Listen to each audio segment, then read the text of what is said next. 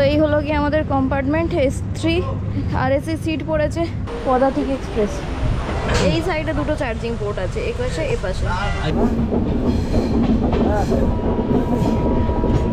এবার আমরা দুটি ভাই ক্যাম্পা খোলা খাই। আমরা খাওয়ার জন্যই মনে হয় ট্রেনে উঠেছি। আমাদের খাবার দিয়ে চলে গেছে অলরেডি। ভাইকে জিজ্ঞেস মানে ভাই বলছে যে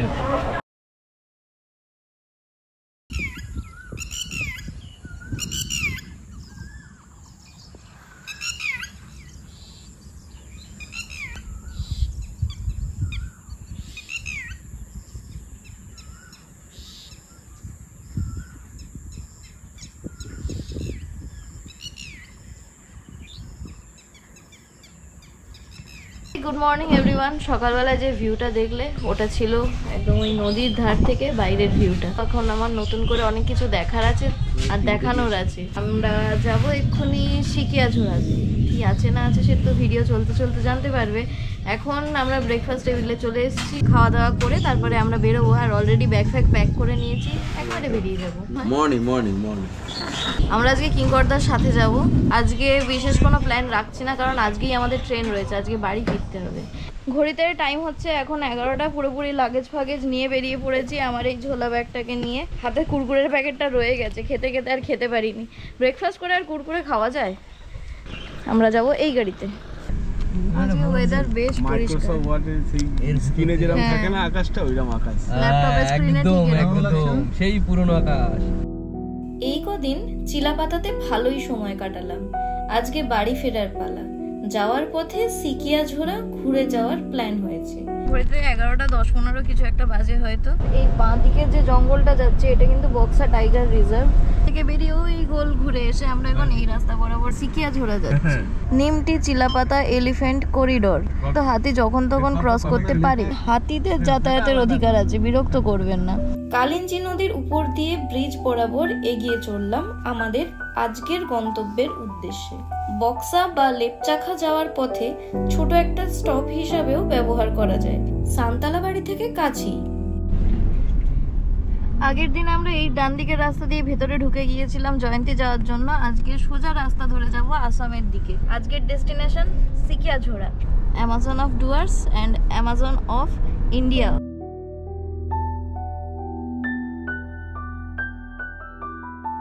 সিকিয়াঝোড়া বায়োডাইভার্সিটি পার্ক, 12টা 8।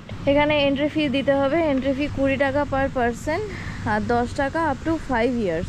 বোট রাইডের জন্য 60 টাকা পার পারসন আর বোট রাইড 4 সিটার নিলে 200 টাকা। Experience Bengal the sweetest park of India. অপ্রচলিত গন্তব্য, অনেকেই এই জায়গার নামও জানে না, তাই এখানে ভিড় নেই। শান্তিতে ঘুরে দেখতে পারবেন জায়গাটাকে। সিকিয়াঝোড়া হলো আলিপুর দুয়ারের কাছে অবস্থিত একটা মনোরম ঝর্ণা ধারার মতো ছোট্ট নদী বা ঝোড়া।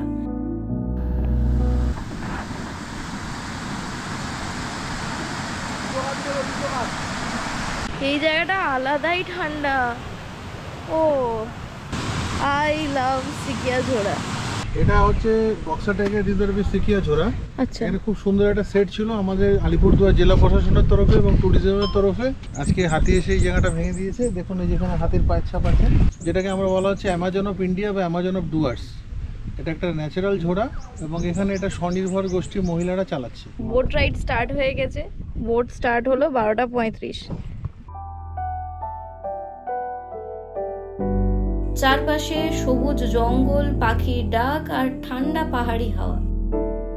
সিকিয়াঝোড়া ডুয়ার্সের এক গোপন রত্ন, মূলত বক্সা টাইগার রিজার্ভের অন্তর্গত।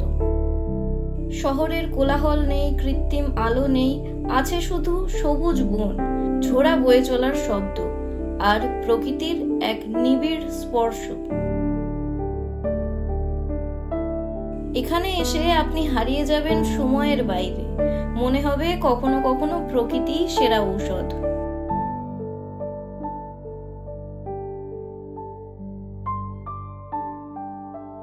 আমাদের ওখানে অনেক রকম পাখি আছে, বিশেষ করে যেমন নীলকণ্ঠ, যেটা পাহাড়ে দেখা যায়, ইন্ডিয়ান রোলার।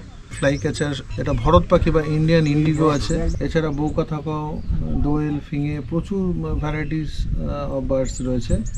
এটা লণ্ঠনের মতো উল্টে থাকে, সেই ল্যান্টার্ন বাগ খুব বিরল রয়েছে। বুদুম প্যাঁচা, লক্ষ্মী প্যাঁচা, প্যারাকিট যেটা টিয়া পাখি, প্যারট।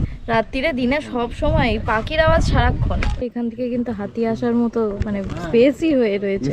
দেখো পায়ের ছাপ, ওই যে পায়ের ছাপ অত বড় গোল বাবা, এত বড় পা। হ্যাঁ, ও এইখানে এসে দাঁড়ালে বুঝেছো কি পরিস্থিতি হবে, যার এখানে বসে আছে।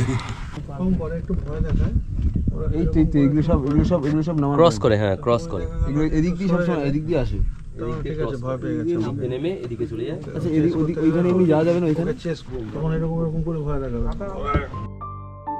এখানে যে হাতিদের অবাধ আনাগোনা, তার নমুনা তো তোমরা আগেই পেয়ে গেছো।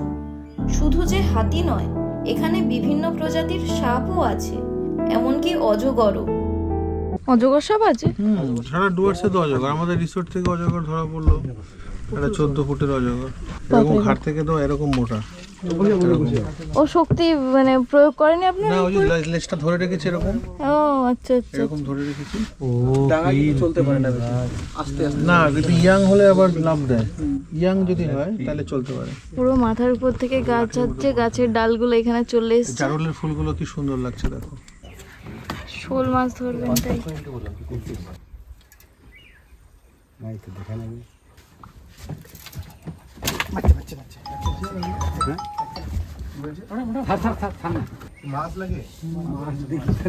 ওই যে ওটা দিয়ে মারলো, তোর ভিডিও করো।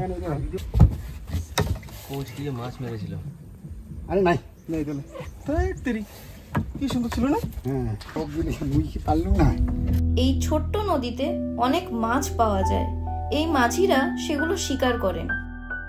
নদী বরাবর ভেতর দিকে যত এগোচ্ছি, জঙ্গল তত ঘন হচ্ছে।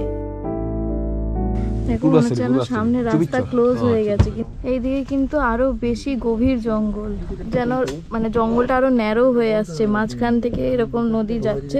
একটু ছাতার জন্য দেখতে পাচ্ছি না আমাদেরকে, পুরো জঙ্গলটা যেন ক্লোজ হয়ে আসছে। নদীর পথ কিন্তু সেই একই। আমাদের বোট এগিয়ে চলেছে। এই বড় গাছটার ছায়ায় নিচে দাঁড়িয়ে রয়েছি, গরম লাগছে, একটু ঠান্ডা হই তারপর যাচ্ছি। এখানে কিছু একটা আসে না প্রাণী? এটা কিরকম ডাকলো না? হ্যাঁ, দুবার ডাকলো, দুবার।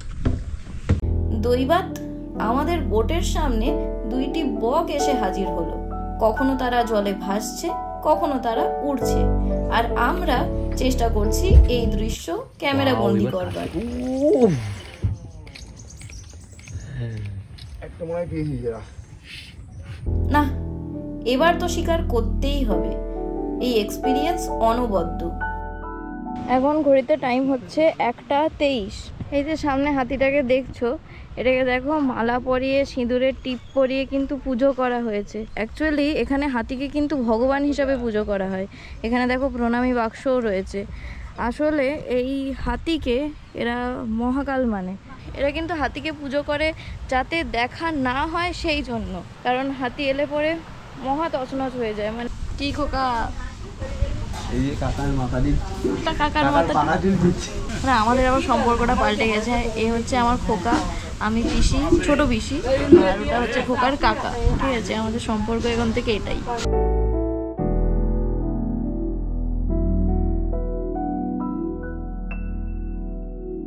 এটা হলো গিয়ে ঢেঁকি শাক, এটা এখন ভাজা হবে, আমরা খাবো। আমি এই শাক প্রথম দেখছি।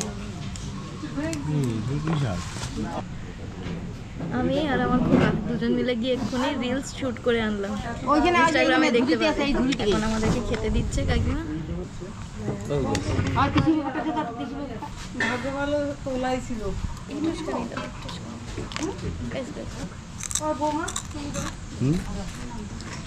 বেসিক্যালি আমরা অর্ডার দিয়েছি ডিম থালি, তার মধ্যে আমাদেরকে আরো ফ্রিজটার প্রচণ্ড ঠান্ডা লেগে গেছে। ডাল, ভাত, পাঁপড় ভাজা, ঢেঁকি শাক ভাজা, সয়াবিন আলুর তরকারি, আর পেঁয়াজ লেবু যেমন দেয়, এরপরে আসবে ডিম। স্থানীয় মানুষজন অত্যন্ত অতিথিপরায়ণ, চাইলেই কাছাকাছি হোমস্টে বা ক্যাম্পেও থাকা যায়। আমরা ছিলাম চিলাপাতাতে। এখানে আসবেন কিভাবে? আলিপুরদুয়ার জংশন বা রাজা ভাতখাওয়া স্টেশন থেকে গাড়ি ভাড়া করে পৌঁছানো যায়। খাওয়া দাওয়ার পরে 4টের সময় ওখান থেকে বেরিয়েছিলাম, এখন নিউ আলিপুরদুয়ার স্টেশনে পৌঁছে গেছি। ভিডিওতে একটুখানি টাটা করে দিন। তো তোমাদের সুবিধার জন্য এই কার্ডটাও তোমাদেরকে দেখিয়ে দিলাম, চাইলে স্ক্রিনশট করে রাখতে পারো, কন্ট্যাক্ট করো, ডিটেলস জেনে নিও। এই সাইডটাও দেখিয়ে দিলাম। আবার দেখা হচ্ছে, টাটা। তো স্টেশনের মধ্যে ঢুকে পড়ি, 1 ঘন্টা আগে চলে এসছি আমরা। দ্বিতীয়বার ওভারনাইট ট্রেন জার্নি করব। তো এখানে এরকম ওয়েটিং এরিয়া আছে, বড় ওয়েটিং এরিয়া, আমাদের পোটলা মুটলি সব রাখি। 2nd ক্লাস ওয়েটিং হলে ওয়েট করছি আমরা এখন। আর এ পাশেই রয়েছে AC waiting hall for all passengers. AC waiting room chargeable ₹10 per passenger per hour.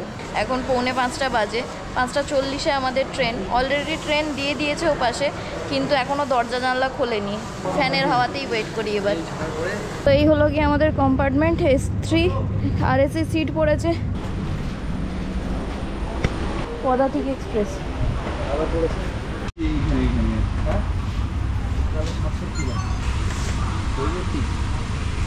Finally আমরা আমাদের ট্রেনে উঠে পড়েছি। এখন ঘড়িতে বাজে 5:35, আর 5 মিনিট পর ট্রেন ছাড়বে। এক্স্যাক্টলি এখন বাজে 5:40, ট্রেন ছেড়ে দিয়েছে। বাড়ি যাবো ঠিক 5:40 বাজে। একটা জিনিস এখানে অদ্ভুত, লোয়ার সিটে কোনো চার্জিং পয়েন্ট নেই। চার্জিং পয়েন্ট আমার উপরের সিটের উপরে, দুখানা চার্জিং পোর্ট আছে, বাট উপরের উপরে।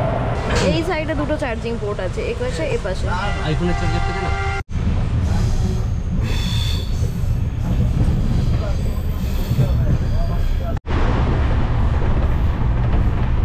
আমাদের গুরুদেব মাস্ট উপরে উঠে শুয়ে গেছে, এখনো কোনো প্যাসেঞ্জার ওঠেনি। ততক্ষণ অব্দি ও ঘুমিয়ে নি, ওর জ্বর হয়েছে অ্যাকচুয়ালি, ওই জন্য একটু হাঁসফাঁস করছে। প্যারাসিটামলকে ঘামতে স্টার্ট করে দিয়েছে। এবার আমরা দুটি ভাই ক্যাম্পা খোলা খাই। আমরা খাওয়ার জন্যই মনে হয় ট্রেনে উঠেছি।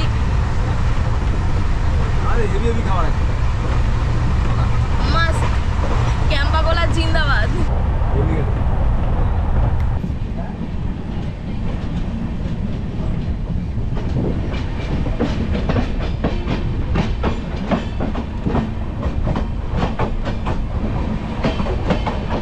ট্রেন ছেড়েছে মাত্র 10-15 মিনিট হবে হয়তো, কিন্তু কালকে গিয়ে এক্স্যাক্টলি আমি বাড়ি ঢুকবো না। এখান থেকে ট্রেন থেকে নেমে ডিউটি ঢুকবো, ডিউটি করে তারপর বাড়ি ঢুকবো। উত্তেজনা ভরা এমন একটা আনচান করছে শরীরের মধ্যে, ও তোমাদের একটু বোঝাতে পারছি না কি করছে। এত যে স্ট্রেস এতক্ষণ অব্দি ভুলেছিলাম, যে ট্রেনে উঠেছি অমনি মাথার মধ্যে দুম করে সব চিন্তা চলে এলো। যাই হোক, লাইফে ব্যালেন্স করা দরকার। সবসময় আনন্দ করবো, ফুর্তি করবো, এটাও আমি চাইনি কখনো। আবার সবসময় স্ট্রেসে থাকবো, সেটাও আমি চাইনি কখনো। নানান রকম চিন্তাভাবনা মাথায় চলে। তো আমার মনে হয় লাইফে একটা ব্যালেন্স থাকা দরকার। মজাও করো, আবার কাজও করো, সব করো। আর যদি কাজের মধ্যে আনন্দ খুঁজে পাও তাহলে তো কিছু বলারই নেই। ও দাদা পাটা তুলুন না, ও দাদা পাটা তুলুন, কি অসভ্যতামি করছেন। নিউ কোচবিহার স্টেশন ছাড়লাম এক্ষুনি।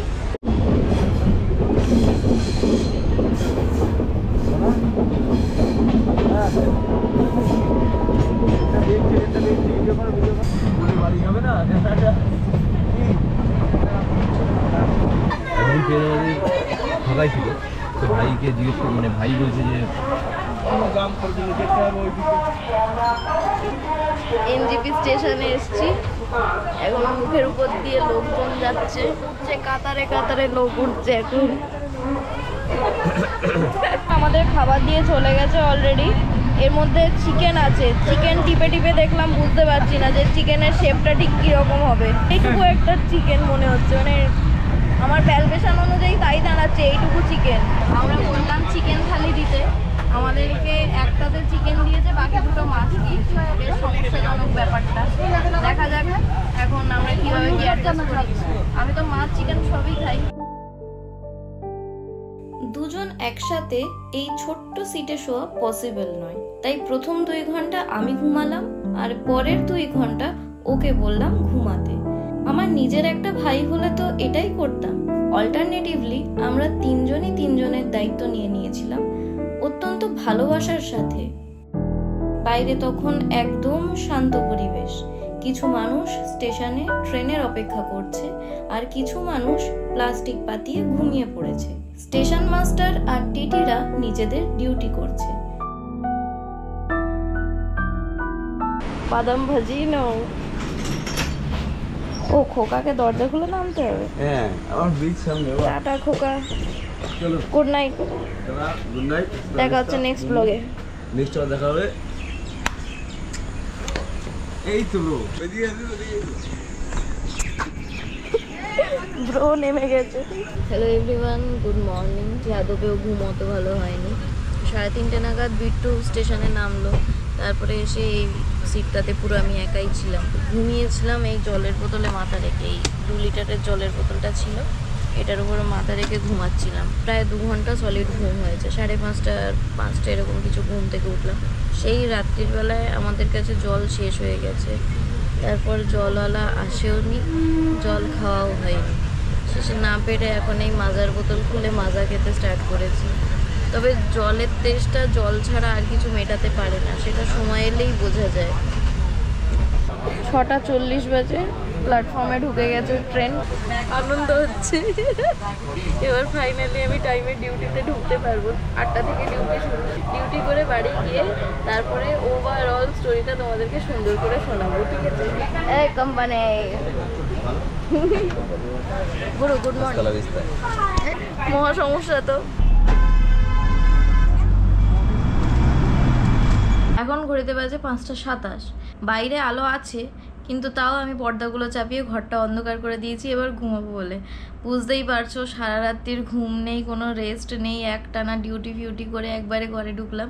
আসার সময় কিছু খাবার দাবার কিনে ঢুকেছি, খেয়ে দিয়ে এবার ঘুমিয়ে পড়বো। ভিডিও ভালো লেগে থাকলে লাইক, কমেন্ট, শেয়ার, সাবস্ক্রাইব অবশ্যই করে দিও। বাই।